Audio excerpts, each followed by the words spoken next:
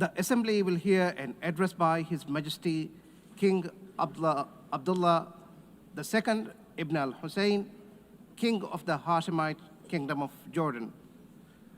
I request protocol to escort His Majesty and invite him to address the Assembly.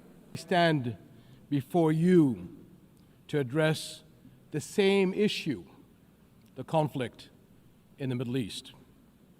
And not for the first time, developments on the ground have made me question the worth and utility of words in capturing the magnitude of the crisis.